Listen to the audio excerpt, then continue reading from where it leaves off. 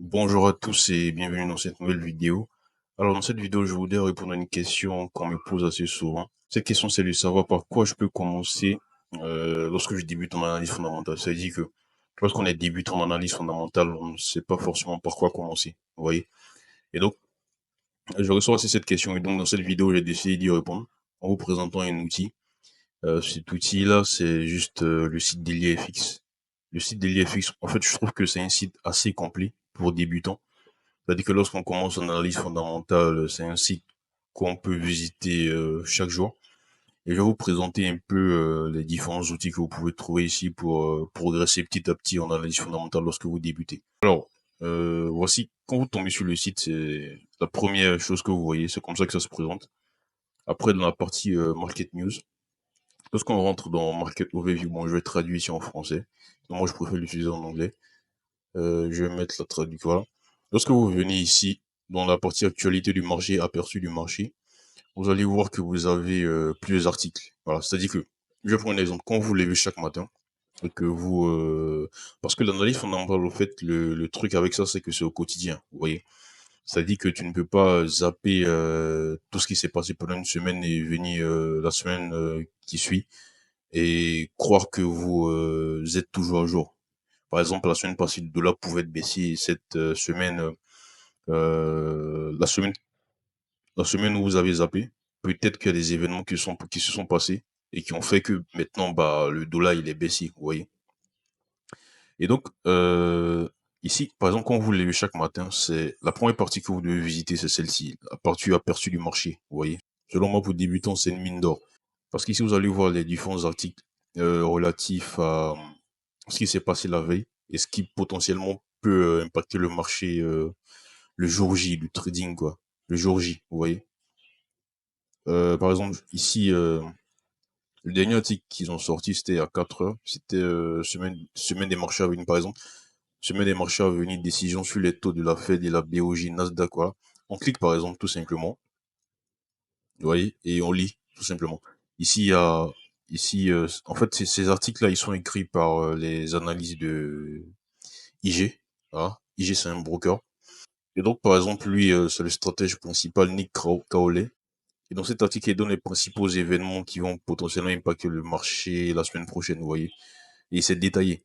Et donc, à chaque fois que vous le lisez, par exemple, et que vous ne savez pas de quoi on parle, par exemple, ici, on parle de politique monétaire, et ben, vous cliquez dessus, ou vous partez chercher sur Internet, qu'est-ce que ça veut dire, c'est quoi qu'une politique monétaire et tout, vous voyez. Et donc, plus que vous allez, plus vous allez faire ça sur le temps, et plus vous allez commencer à vous habituer et comprendre petit à petit l'analyse fondamentale, tout simplement. Par exemple, si vous tradez que le Forex, vous allez entrer ici dans l'actualité Forex et vous allez avoir les articles qui vous intéressent tout simplement. Ici, par exemple, hier, on a eu le NFP. Je fais cette vidéo aujourd'hui, nous sommes le 8. Voilà.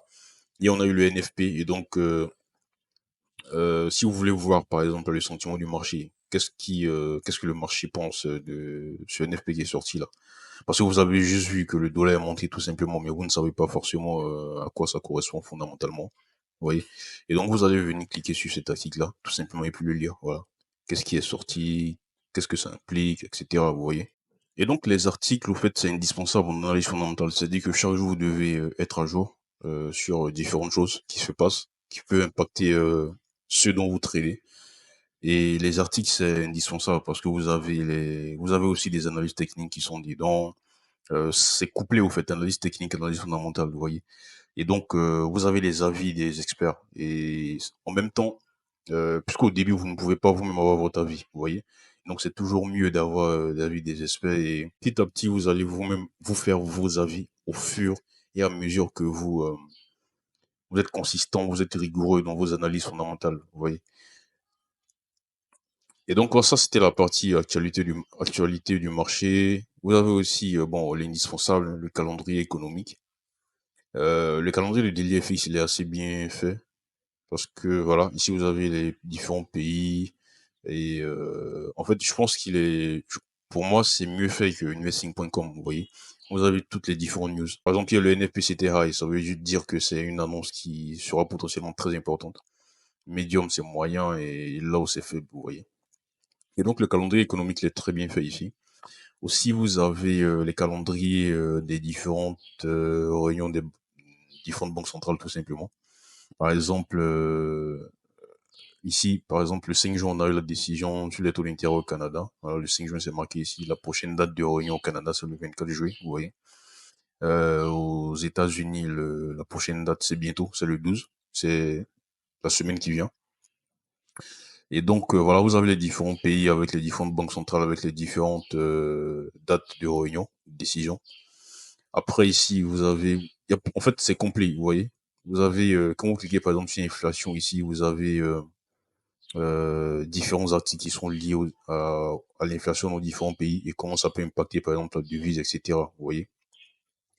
Et ici, à part ça, vous avez d'autres choses. Par exemple, ici, vous avez des analyses techniques. C'est sous forme d'articles aussi. C'est-à-dire que voilà, lorsque vous cliquez sur analyse technique, vous allez sortir plusieurs articles que vous pourrez lire ensuite, tout simplement. Et ce sont des analyses techniques qui ont été faites par des experts aussi, tout simplement.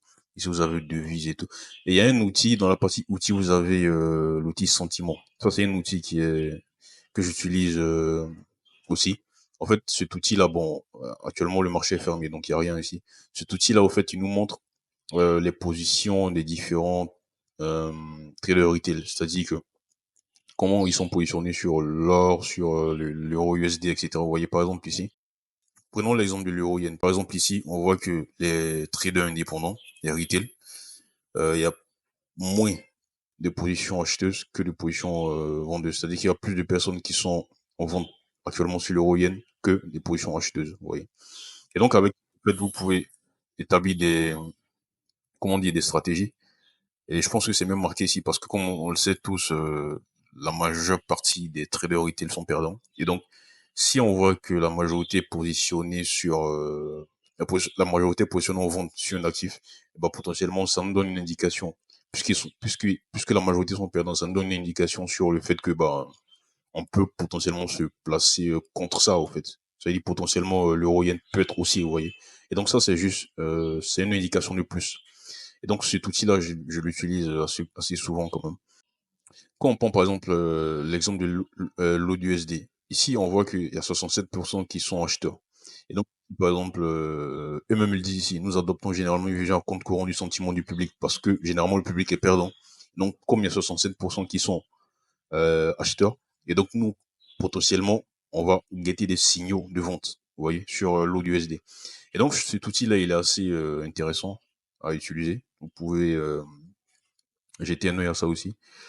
Et donc voilà, je vous laisse le soin de parcourir tout le reste. En fait, je trouve que c'est un outil qui est assez complet pour les débutants tout simplement. C'est-à-dire que chaque matin vous vous levez, vous venez voir les articles, vous lisez pour faire votre opinion ou pour vous mettre à jour sur ce qui se passe et tout. Et quand vous ne savez pas, par exemple, quand il y a des termes qui sont compliqués, bah vous partez les chercher tout simplement pour progresser petit à petit. Et aussi, j'ai oublié de vous dire, la partie éducation aussi, il y a des cours de trading dans la partie analyse fondamentale aussi du Forex et fondamentaux des macros, vous pouvez jeter un œil ici aussi. C'est pas assez complet, mais pour débutants, c'est vraiment intéressant. Que je rentre par exemple dans la partie analyse fondamentale du trading, du Forex plutôt. Ici, vous voyez qu'il y a assez de cours, voilà. Vous rentrez et vous apprenez petit à petit, tout simplement. Et donc, dans cette vidéo, je voulais vous présenter cet outil-là. J'espère que ça vous aura aidé. N'hésite pas à lâcher un pouce, à t'abonner. On se dit à très bientôt.